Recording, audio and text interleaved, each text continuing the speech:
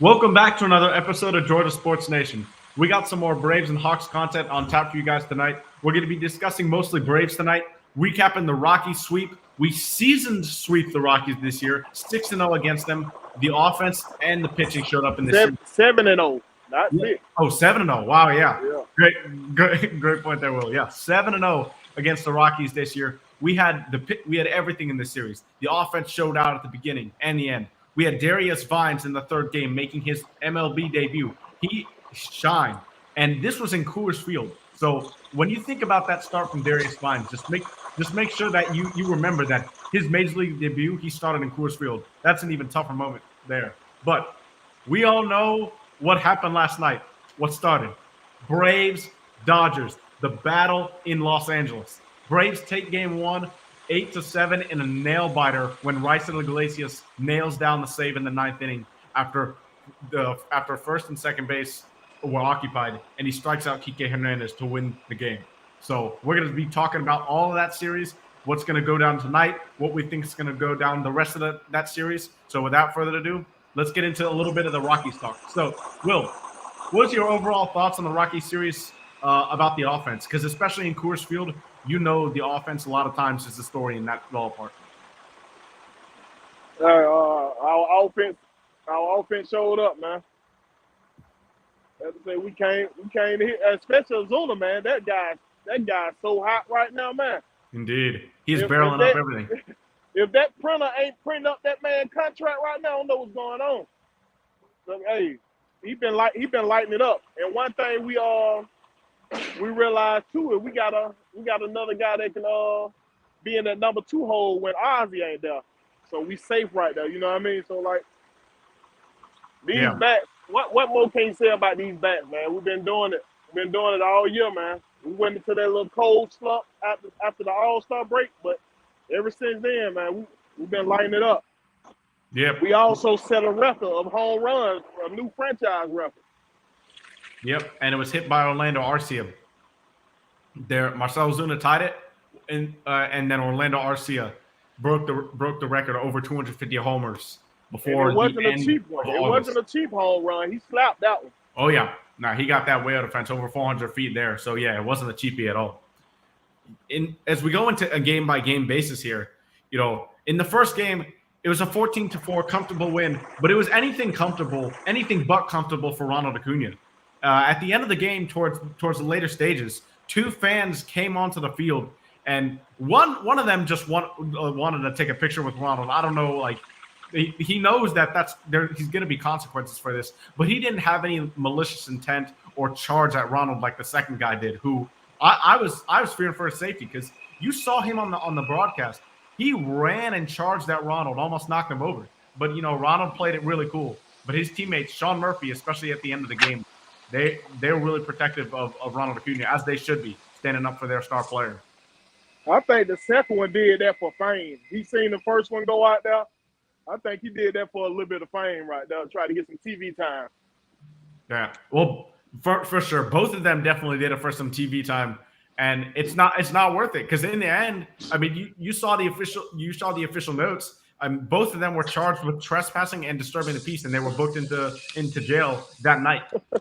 Exactly. You got a good night in jail for a hug.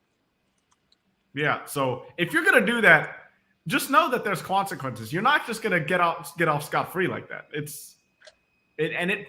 And especially for the players. Yes, sometimes you'll see kids or people in their young 20s who have no intent of like actually harming the players. But when you have people charging at players like the second guy did, that's when you kind of fear a little bit for their safety. I don't know how Rockies... The whole security team need to be fired. Yeah, I was just going to say that. I don't know how the Rockies security team can allow 2 guys like that get all the way out to right field. And it's Coors Field. The outfield is huge. How do you let them get from the fence all the way over there before being stopped by security? That's just crazy. Yeah, I ain't understand none of that. I didn't like none of that. No, but that was an interesting twist on a game that was otherwise relatively comfortable for the Braves. I mean, the score 14-4. The pitching was there. And in the offense, obviously, we've mentioned it before. Acuña tied his career high with 4 hits and 5 RBIs, launched an opposite field homer, and increased his major league total stolen base to 61. So that set the stage for 3 games after that. And last night, he finally got that 30-60. Now we're going to be discussing that all after the Rockies series, but don't think we forgot that, because that was a huge milestone. Nobody in MLB history has ever done that. So for Ronald to possibly get 30-70 here, I think that's a real possibility. It's just crazy. Yeah, this man on the mission, because the first championship they won, he was hurt.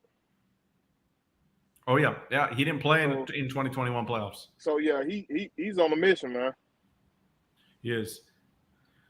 And in the first game, we had Austin Gomber face off against us for the Rockies. And here's the thing about the Rockies. You'd think they play well at home, because the Coors Field is one of the bigger home field advantages in the entire MLB. Actually, they did play well at home. They had a good. I think they showed a stat that they had a low ERA at the house. The first pitcher that we faced, he had a low ERA at the house. Yeah, he had a lower ERA at home than on the road, but it didn't show that night for sure. Austin Gomber. No, they ate him up. Yeah, and it was good to see Sean Murphy get into the fray. He had been struggling a bit, and not like he was 0 for 20 or 5 for 30 or something like that. But he hadn't been up to his normal self that we saw for most of the season. And it was a good sign for him to double 3 times and drive in a run. For sure. Yeah, he just been unlucky. Murphy been unlucky. It ain't like he been striking out every at bat. He just ain't been able to find a hole. You know what I'm saying? Yeah. So it's just... The one thing I will say about Sean Murphy overall in the last few weeks, it seems like he's topping the ball a lot. And yeah, you're right. He's been unlucky. He's not finding some holes. But early on in the season, we saw him lifting the ball up. He was getting fly balls, doubles Murphy. That was what we thought we were getting from him. He had so many extra base hits. I remember there was a couple of weeks where he had like 10 extra base hits in like a week and a half, which was just crazy. But now we're seeing Sean Murphy lift the ball up a bit more, which is encouraging that he's not beating the ball into the ground. Because when you got guys like Acuña, Harris, Albies, Pilar, even you can mention in that conversation, those guys can beat out a ton of infield hits. But when you got a guy like Sean Murphy with catcher speed, he's not going to be able to beat out a lot of those hits on ground balls. So that's why we need him lifting the ball up, which is a good sign. He been trying to act like he got some speed, man, but he ain't got it. He ain't got. Yeah, he got that speed, man. And the last thing I'll say about this first game was it was good to see Ozzie Albies back. He did go 0 for 4, but he missed the last 12 games with that hamstring issue. But Mikey, he went 0 for 4, but it ain't like he had 4 strikeouts. He was making contact with the ball, so yeah. Oh yeah, for sure. That was a good sign. Yeah, it wasn't. We know Ozzie. Ozzie's one of those low strikeout guys. He's a bad ball hitter, and it sometimes hurts him more than helps him, because Ozzie is one of those guys that he wants to go up there. He's hitterish. That's what John Smoltz uses that term all the time. He's very hitterish. He doesn't like to take his walks. Exactly. Right. Exactly. And one thing I think he's done very well this year is actually adjust a little bit more and take those walks. But being hitterish can hurt Ozzie a little, because he's such a bad ball hitter that he'll go after a lot of bad balls. And if he misses them, he looks bad. But if he doesn't, he fights them off and lives to see another pitch that could be a mistake, which is why Ozzie's such a dangerous hitter, because he can carry you for weeks on end when he's going well. Him and Austin Riley, when they going well, they can carry you for a minute. Yep. Yeah. And that's why the Braves 1, 2, 3, 4 hitters are the best in the league. That's why. Well, that's technically not true if you look at OPS. The Dodgers 1 through 3 hitters have the best OPS combined in the league, but 4 through 6 and then 7 through 9, that's all Braves, first. So that just shows how deep this lineup is, and we've said that a million times on this show, but it's true. Yep. So in the second game of the Rockies series, Marcell Ozuna hits his 30th homer of the season. 30 homers for Marcell Ozuna. That makes 4. And it wasn't even the end of August. I'm going ahead of myself. Acuña made 4. He was the third one. What'd you say? I was saying that made 4, but Acuña made 4 in the Dodger game. But he was the third one to get 30 home runs on our team. Oh yeah. So, yeah, the third player to get 40 home runs on our team. Yes, but Marcell Ozuna hits his 30th homer. Now, if you were to tell me that Marcell Ozuna would have a 30-plus homer season and possibly end the season with an over 800 OPS after the first 2 weeks or 2 months of the season, would you believe me? I definitely wouldn't believe you. No, I don't think many people would have. It's funny. Hey. I'm going to see if I can find the tweet, but one of the Braves reporters, I forget which one, put out a tweet that said, reply with your hottest Braves take that can possibly happen. And I said Marcell Ozuna is going to hit 40 homers. I'll look like a genius if Marcell Ozuna hits 40 homers. Hey, but I'm going to look up that tweet. I do want. We got like 20 something more games. We have a little bit over. I think it's like 27, 28 games left. He got a chance. There's a chance. What is this? 88 and 45. So. He had 31 right now. 130. 32. Wait, we're at game 133, so we have 29 games left. Yeah, how many homers he had? He got 31 or 32 homers. 31. So he's got to hit 9 homers in 29 games for me to look like a genius. Okay, so the one he hit last night made 31. Yes. Or did he homer tonight? No, he didn't homer tonight. He homered in this third game of the Rocky series. Okay.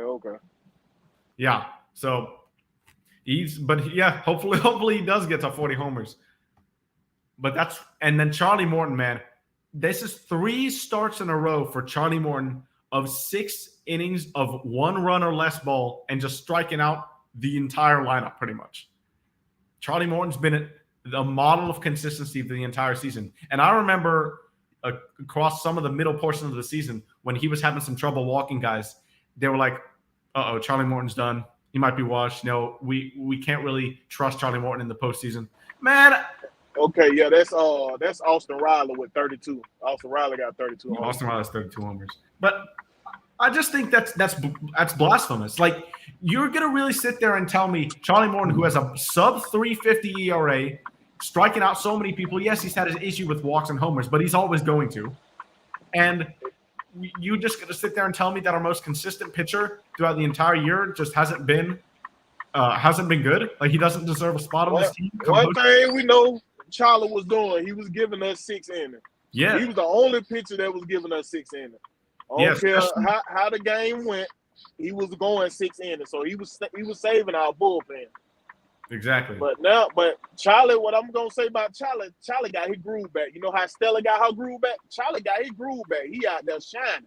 He went back to the young man Charlie when he was getting all them strikeouts. This man is stacking up strikeout. I guess he feel like Stroud ain't finna show him out. You know what I'm saying? Yep. Stroud ain't finna show him up. And it's a pretty quality win. You had Marcell Ozuna hit that homer, and then you had Sean Murphy with an RBI signal in the second inning that accounted for the runs. And for the Rockies, Morton just 3 hits, struck out 8, and walked 1.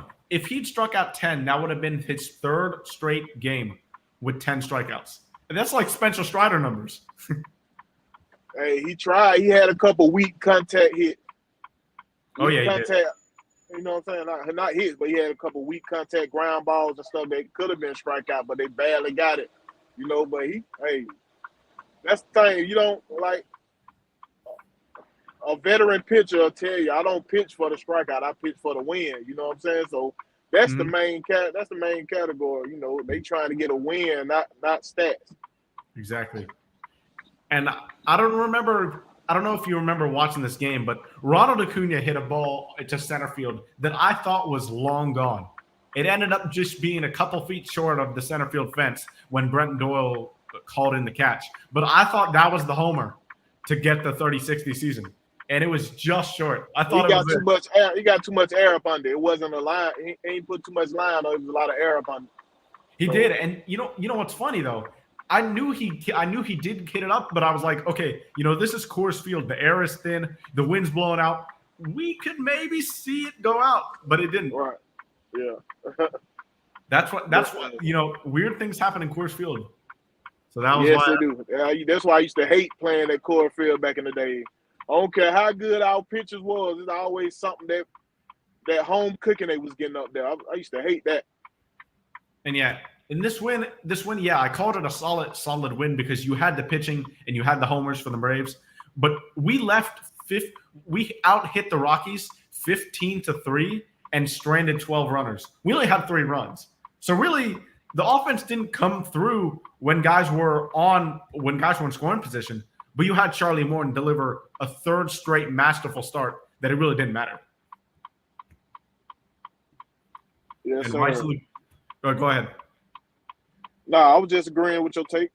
Oh, yeah. And then Raisel Iglesias pitched a perfect 9th for his 26th save. 26 out of 28 chances now for Raisel Iglesias.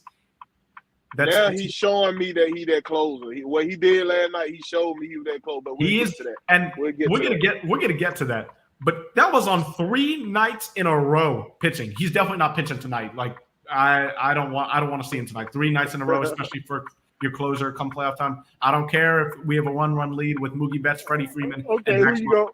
I don't care. Who you gonna put out there? We got a 1-run lead. If we got a 1-run lead tonight, well, I'm putting Kirby Yates out there. I'm putting. Nah. I'm putting Yates out there. I'm putting Yates because, or no. Okay, depending on the lineup, no, maybe Brad Hand. I'd put Brad Hand out there to be honest, because he probably has the most save experience on this team outside of Iglesias. Brad Hand used to be an all-star closer for the Guardians. Well, now they're the Guardians, but back then the Indians. And he's older now, but I think he probably has the second most experience. Now, if we still had Nick Anderson, I would definitely put him in because he's been the most big old Nick Anderson, man. But yeah, he's still on that IL. Hopefully we see him back. We definitely missed that right arm pen. That's the point. We got a couple pitchers that's on the IL, and we the best team in baseball, man. Mm-hmm. Dylan Lee, Jesse Chavez, Nick Anderson, just to name a few. And Dylan Lee's on his way back. He started his rehabilitation assignment, so he's coming back within the next week or two, what that signifies. So that'll be great.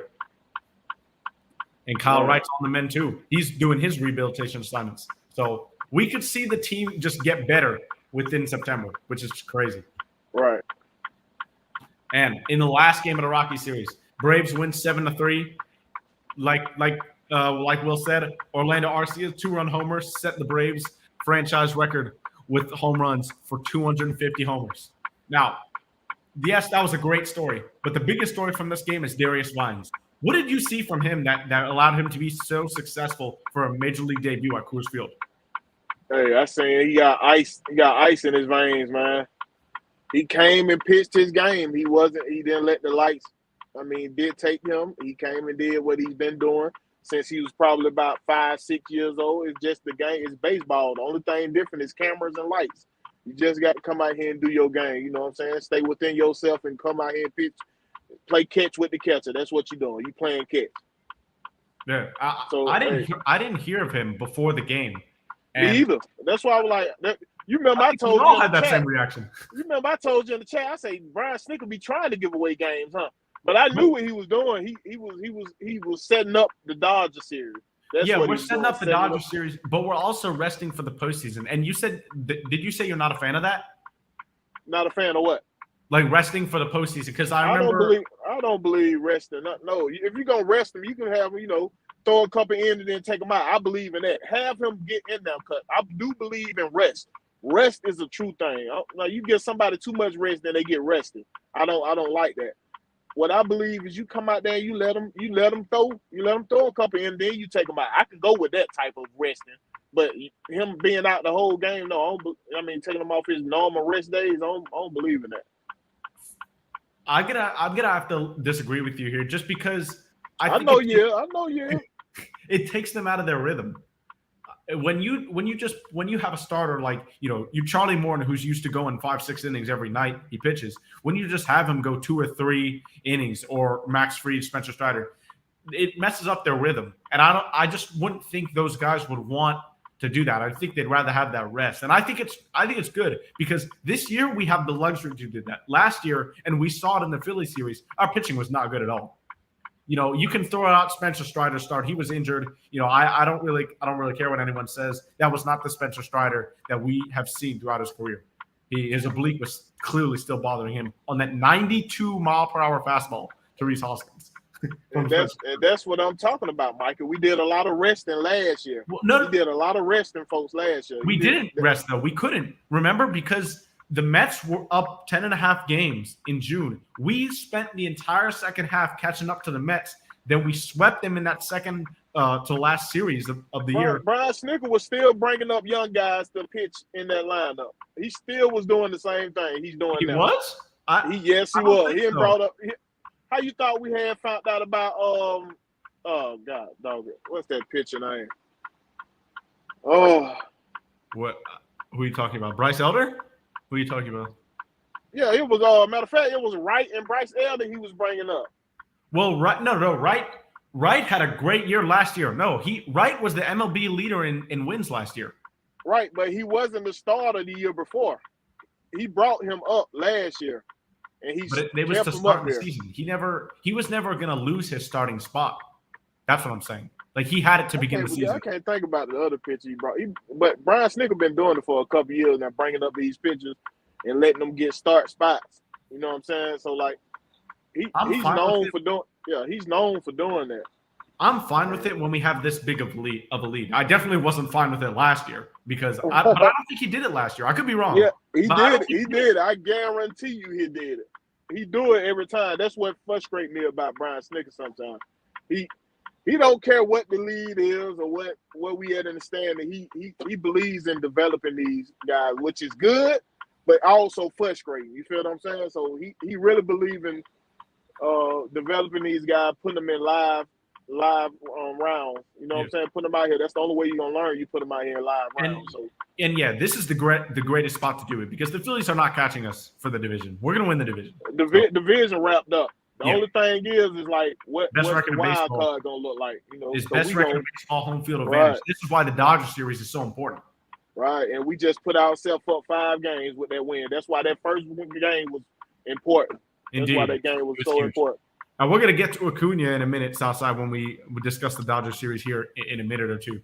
Just want to mention in this last Rockies game, Darius Vines, in my opinion, he had just such great poise for a guy making his MLB debut. His first 2 innings, 6 up, 6 down. Then in the third inning, he gets into a little bit of trouble. Walks a guy here and there. Guy gets a blue pit, first and second. It's his first bit of adversity. Gets a guy to ground out. Runner moves to third, sack fly, runner comes in, but he doesn't allow for the big inning. He keeps his head on the shoulders, and he pitches to the guy at the plate. Doesn't remind himself of what just happened. But that's the main thing right there. Can you overcome adversity? And he did that. Yeah. You know what I'm saying? He ran into a little adversity. He overcame it, and he came out the next inning and did what he had to do. So that's what you want to see in a pitcher. That's how you know if you got somebody strong-minded. You know what I'm saying? Exactly. Pitching is all about how you bounce back, how your mind is. Exactly. You got to know it. Go ahead, my fault. Go ahead. Oh, I was just going to say briefly, this season we've seen so many people, so many debuts. We saw Jared Schuster, we saw Dylan Dodd, even the Mets, Kodai Senga made his debut this year. But we've seen young pitchers this year. They'll be able to settle down, but once they get that first out, until they get that first out, it's rough. What impressed me was how he started the game. 6 up, 6 down for a rookie. I haven't seen that, especially for a Braves pitcher in a long time. So that was what impressed me the most. And when the game could have gone off the rails, it didn't. Darius Vines' changeup was great. I'd love to see him get another start, see what he can do against maybe a better team. And you know what's funny? How they say we got our farm system is not at the top anymore, but these young guys keep coming up and performing. So I'm like, hey, the pitching depth for is our there. farm system to be at the spot lower than it's never been before, and we still got guys coming up and performing. That tell you something right there. They developing these guys out here. It's definitely lower than what it has been. Obviously, trading Sean Murphy, trading William Contreras, getting Matt Olson. A lot of these trades have depleted the farm system. Even getting Joe Jimenez, Justin Henry Malloy was a talented prospect as well. But when you have pitching depth like this, when you have Dodd, AJ Smith-Shawver, Jared Schuster, Yana Chirinos, Darius Vines, obviously these guys might not be household names, but they're guys that have had major league experience now who you can bring up to get a spot start, and you won't have to use a bullpen game. That is the key to these, which is really what impressed me with Darius Vines. If we stay away from these bullpen days, I think we still have a chance to win those games. It wasn't like early in the season when we both hated those bullpen games equally. Yes, I hate it with a passion. As long as we stay away from them, I don't care. Get a young guy a chance. Stay away from them bullpen game, man. I hate that, boy. Exactly. But I want them to give my boy Soroka a chance. Like I said, we need to figure out what we got in Soroka. Either he got it or he don't got it, and we need to know. They need to bring him on up, let him do something. Yeah, by now, September 1st, I don't see Soroka being a part of the postseason roster, especially since he hasn't been up before Vines. And Winans as well. Winan, I forgot to mention his name in that list he's impressed me as well. He's only had one bad start this year out of the 3. So I've been impressed with him too. Any final thoughts on the Rocky series before we move on to the showdown in Los Angeles? Nah, we ain't beat that to the ground. We ain't beat that in the ground. We good. All right. Let's go. Braves, Dodgers, game 1. Braves win 8-7 in a nail-biting thriller. It seems like the Dodgers and the Braves always have this type of game. The Braves will get out to an early lead. We saw that in the playoffs in 2018. Sorry, not 2018. Was it 2019? With the Braves to get out to a lead, the Dodgers will come storming back. We even saw that in the postseason 2 years ago. We won the World Series.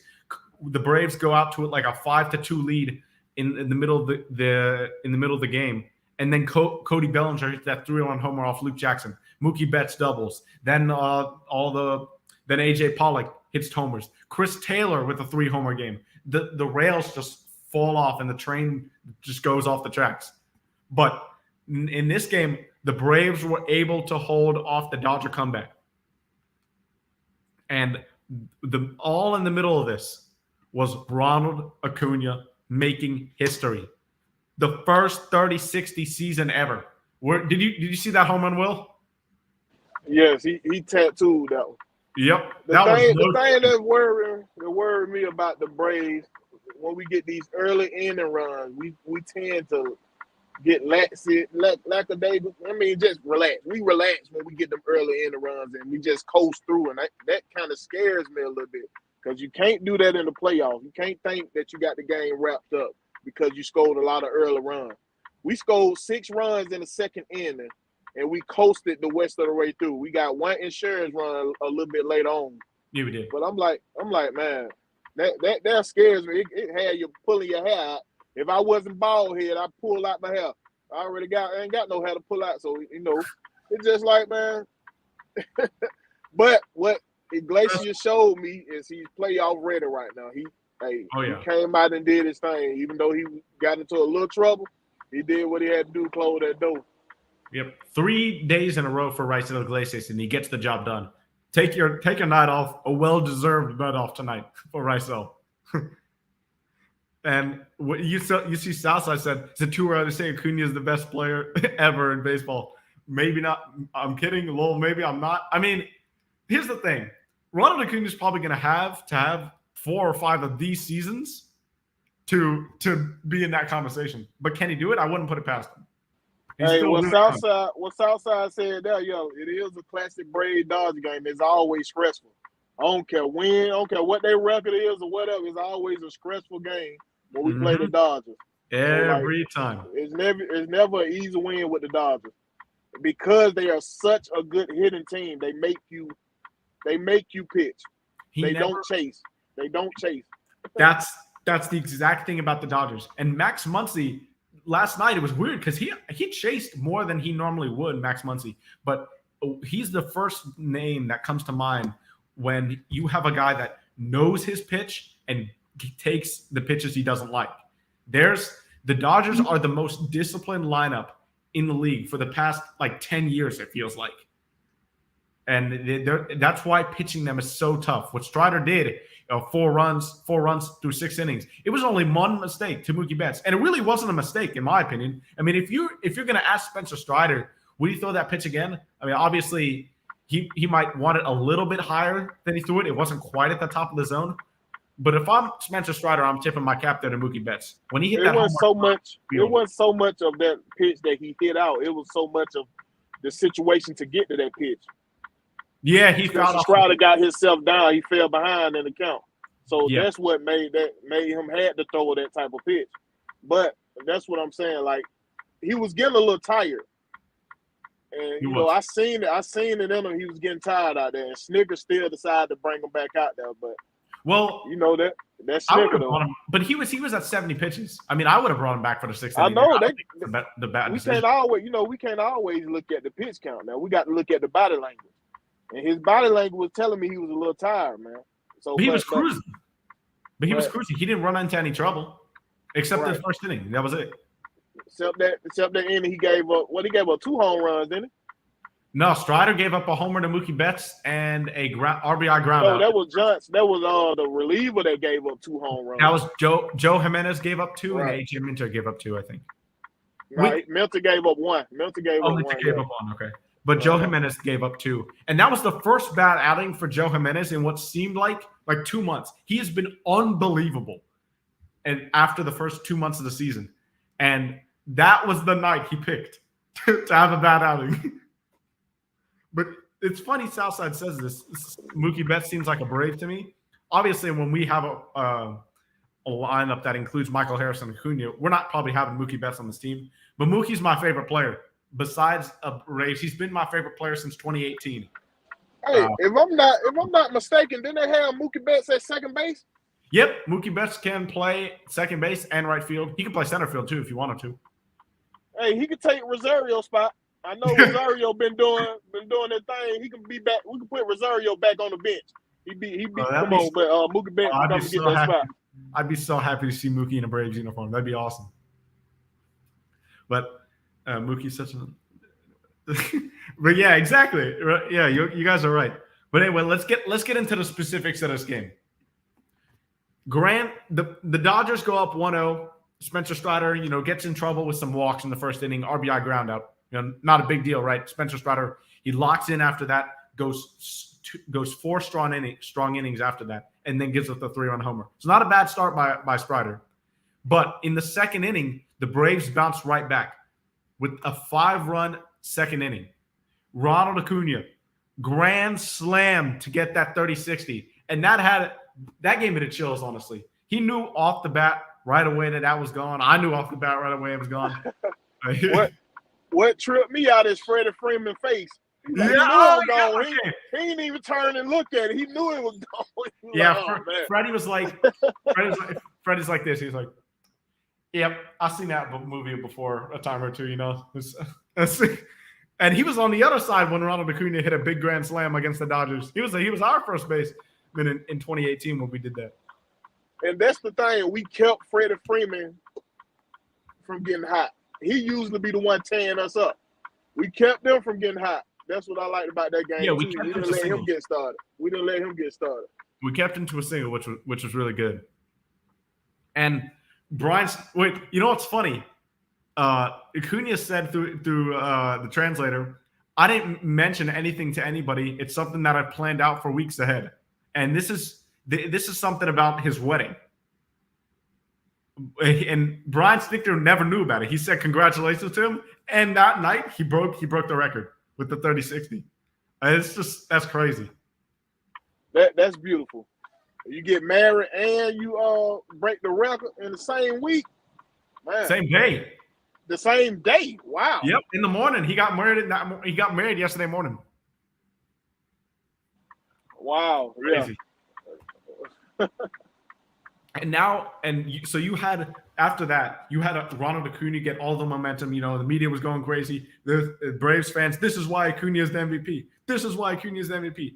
You get to the 6th inning, Spencer Strider gets into a little bit of trouble. Mookie Betts launches a 3-run homer. And then in the 8th inning, 7th inning, Mookie Betts launches another homer. So the two of them are punching back. Ronald had a multi-hit game and more RBIs, but Mookie had a 2-homer game. Like, these guys are just going back and forth, and it's a fun race to watch. You just got to get that man proud. That boy good. Yep. Mookie Bet good, man. But it's gonna be a hell of a series, man. It's gonna be a hell of a series. It just started too late. I ain't finna sit up there and watch no game that long. It started at 10-something. I can't do it. Yeah, and you know what's funny? And I know, Will, you mentioned this about Mookie's first homer off Strider, but Ronald almost caught that out the wall. Right. He was off like about a couple inches, man. Just a couple inches to the left, he's off. If he just, you know what I'm saying? He said it in the post-game interview. I timed it a little. I was a little off on my timing. He knew how close he was on it. Yeah. So it had all the marks of a great game. And the Braves bullpen hadn't had one of these games in a long time. It felt that way, at least. Would you agree? Yeah, I agree on that. Yeah. So that was why, it was so weird. Strider allows that 3-run homer to Mookie Betts. It's 7-4. Okay, this is a ball game again. Then the solo homers come on. Michael Busch, solo homer off, I believe was it Minter? No, that was Joe Jimenez. And Mookie Betts, 2 batters later, homer. Next inning, A.J. Minter, pitch to Max Muncy. Boom, homer. So then all of a sudden it gets to 8-7.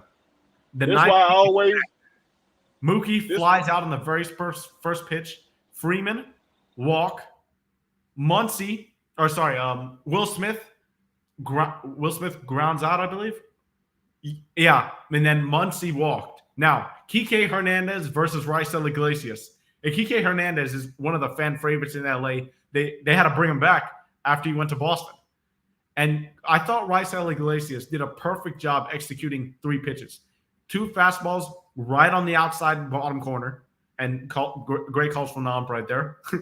And then you've got him set up 0-2. You can do anything you want. But he knows that Kike Hernandez, is the fan favorite. The pressure's on. He wants to be the hero there. He expands the zone. He doesn't try to give him a pitch that he can hit. He doesn't try a fastball up in the zone for where, okay, Kike Hernandez is known as a bad ball hitter. He can do this. He puts the curveball off the plate away, and Kike chases it. I thought that was great pitch execution and great way to end this. Great way to end a great ball game. Right. I mean, the Dodgers, like I say, they're a pesky team. This how I always wanted the Braves. This how I always wanted the Braves to hit, like the Dodgers. They, don't give the pitchers no out. Make them earn their outs. You know what I'm saying? That's just general rule of baseball, man. Make that pitcher go out there and, stretch it out a little bit. Let your team see some pitches. You know what I'm saying? So that's why I like the Dodgers hit, how they hit. I always like that about the Dodgers, but like we said earlier, they always gonna be a tough series. You know what I mean? So ain't nothing finna be easy about this series. So if you came in with the mindset like it was gonna be an easy series because what the record is now, no sir, it's finna be a tough, grinded out series. So get ready. Yeah, and you had Acuña, Harris, and Austin Riley, who all homered in this game, by the way. They went a combined 7 for 14 and 7 RBIs. That right there is the power of the top of the lineup of the Braves. And we didn't even have Ozzie playing last night. It was a scheduled day off for Ozzie after coming back from that hamstring issue. He should be back in the lineup tonight. And that's crazy. I mean, Nicky Lopez came through as well in the 9th spot because he drew the walk that led to Acuña's grand slam. Man, if he would have turned that double play, that would have been so beautiful. Yes, too. So, I forgot about that actually. So in the first inning, Max Muncy pulls the ball towards the first and second base hole. Nicky Lopez stops the ball from going out to right field, throws the ball to second, gets the out there. But unfortunately, Max Muncy beat the play out. But Orlando Arce has a strong arm, and Muncy's not that fast. But what a play from Nicky Lopez to keep away from the big inning. And that's the key right there when you have a big series like this. Big innings just kill your momentum. Hey, old Nick he been a godsend since we signed him, man. I love it. Yeah, we traded Taylor Hearn. They're making it harder for Gresham to come on out of AAA. They're We making it traded hard on him to Taylor come out of Hearn AAA. Exactly. We traded Taylor Hearn for Nicky Lopez, and Taylor Hearn didn't pitch a game for. I think he pitched one inning for us. We got him from Texas. We gave him to the Royals. Then they released him, and we got Nicky Lopez for free, basically. But as we move on to tonight, we've got a great matchup here, great pitching matchup. Julio Urias versus Max Fried. This is two of the premier lefties in the game, two of the premier curveball pitchers in the game, if you want to go even more specific. So this should be a great matchup tonight. Yeah, I love it. I love it. Old Max. Max Fried playing for that contract, man. Come on out there and dominate tonight, Max. He is. Hopefully he dominates and doesn't picture himself pitching here next year. That's what I will say. I hope the Braves sign him because it won't be a good look if we keep letting all our players walk now. Yeah, and I think I said this before, but Freddie Freeman, we had a Matt Olson trade available. Okay, yeah, maybe Freddie is the better player overall, especially last year he was, but this year it's closer. We let Dansby Swanson walk. Orlando Arcia has a career year, all-star starting shortstop. That's fine. But if we let Max Fried go, who's a bona fide ace this season and has been for a couple of years now, this is not a great look. Yes, we know Strider can be great. He's destined to have probably a future Hall of Fame career so far, pitching in Major League Baseball. But we don't know how he pitches in the postseason yet. We don't know that. And we also don't know how long Strider can sustain this.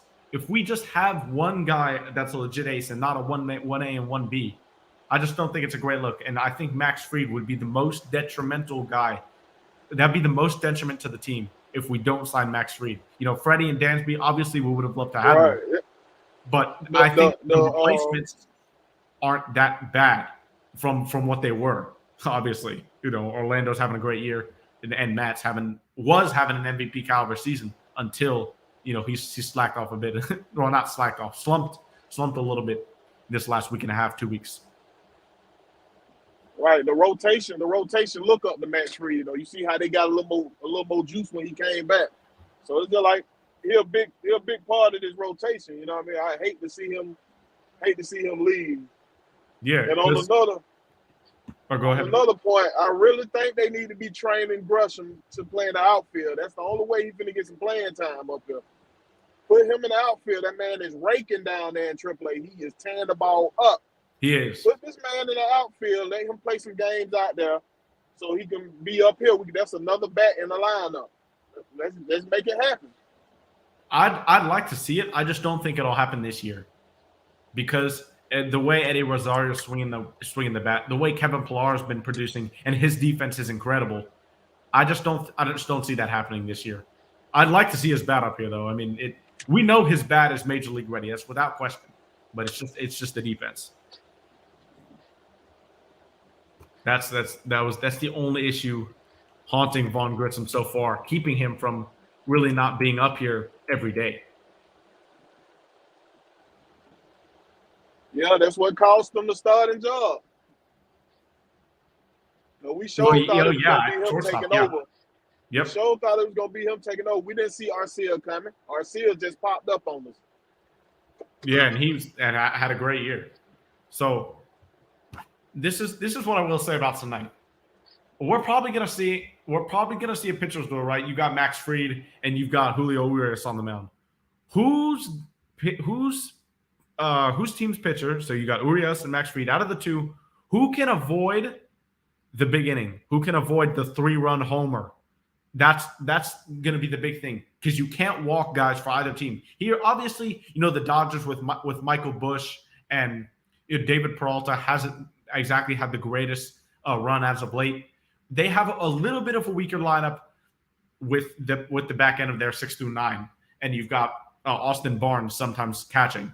But with the Braves, you can't really walk anybody because any guy can hit the ball out of a ballpark. you've just got to limit the walks against both of these teams. That's the key for both pitchers in my mind tonight and for the rest of the series. What's your big key for the rest of the series and tonight? Yeah, that's my main focus, man. We can't walk. Walks always kill us. I don't care. In the past, they always came back to bite us, man. When you give somebody that extra base, you give them that extra hope.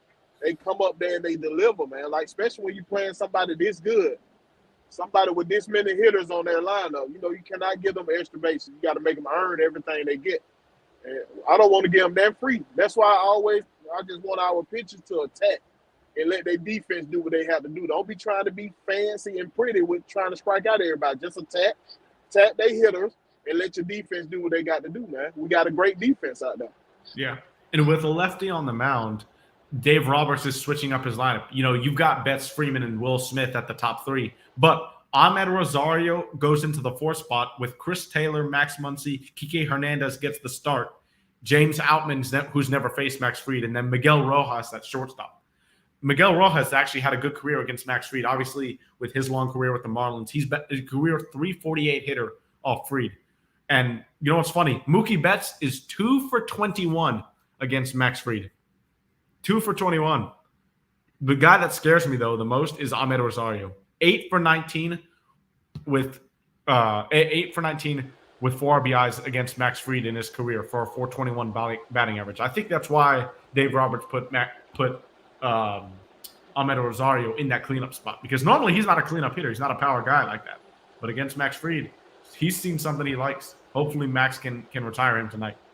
Hey, I usually don't pay that much attention to the stats of that. You know what I mean? I go by streaks. Baseball is a streaky game. So, like, if this team hitting, they hitting, So I don't care if they was 0-30 against you, but if they hitting and they teammates hitting, it goes down the line. It's a streaky game, man. So I just say attack them and let your defense do what they got to do.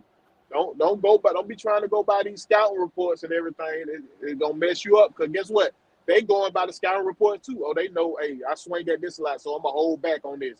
They go by the scouting report too. Just go and attack the batter and let the ball lie where it lies. You know what I'm saying? Don't try to be too pretty, because that's what a lot of walks come into play. Just go out there and pitch a game. Yeah, and for Julio Urias, he's one of those pitchers for me that I just hate going up against. Yeah, he's good, obviously. But for some reason, I just feel like the Braves can never figure him out. Eddie Rosario is the only guy in tonight's lineup who's had legitimate success against Urias. Ronald, Austin, even Ozzie from the right side hasn't even been that successful against Urias. So he's just had the Braves number throughout his career. Let's see if that changes tonight. And and speaking of, Jaron here says, look what Ozuna been doing the past 3 or 4 weeks. And honestly, it's been the past 2.5, 3 months what he's been doing. But it's been about 2-3 months with him. He's been tearing it up. He's been on fire, especially from in respect to the home run ball over the past 3 or 4 weeks. Let's see if he can get to that 40 homers and make me look like a genius. I'll have that tweet up next show. I'll show you guys where I responded to the reporter. Got to remember that. Let me see if I can find it here. But yeah, so tonight's going to be a big game, because if we come away with the split in LA, yeah, that's okay, right? I'm fine with it. But if we lose this and we lose 3 out of 4, that's not a great trip. So it's a huge game tonight to basically have a safety net almost to not lose any ground in the standings if we lose the last 2 games. And I agree. Ozuna saved his career this season. Would you agree, Will, as far as like that safety net, that if we win tonight's game, we feel just more secure coming out of here? Like, yes, we'd like to sweep or even win the series if it's possible. But if we get these 2, then we know we can't lose any ground in the standings. Right. So it's always good to win that second game on the road, because that ensures you at least a tie. You know what I mean? So, yeah, this a big game, and I like the way Snickers set it up. He got Max Fried to do game 2. Hey, man. Yeah. Come out and do our thing. Just do our game and let the ball lie where it lies. You know what I'm saying? If we come out and play our game and they beat us, they just were better than us that night. They just come out and play our game. Don't help them. Make them earn it. Yeah, and I did find the tweet, by the way. So Guarov, the former writer at Battery Power and the co-host of Road to Atlanta podcast, so he put out a tweet saying, "What is your wildest Braves take for this year that you think has a legitimate chance of happening?" And then I put right here, if you can see it. Is it showing up? It's not showing up very well, but I said Ozuna, wow, 40 homers. So let's see if he can get on the track to 40 homers tonight by hitting another one out of the ballpark. LA, they got those short porches in right field down, right field and left field down by the foul poles. So anything can happen if you hit it to those corners. But yeah, without anything else, Will, before we wrap it up here and set the stage for tonight. No, I think we pretty much covered everything, Mike. All right. Well, Max Fried versus Julio Urias tonight. More great pitching matchups with the Dodgers and Braves, and we'll have Bryce Elder and Charlie Morton on the bump for the next two games. So we've got our horses coming up in this series. Let's see what happens. So thank you for joining us tonight for Georgia Sports Nation. Don't forget to tune in next week as well. If you're on YouTube, don't forget to like, comment, and subscribe, and we'll see you guys next week. Peace. Peace.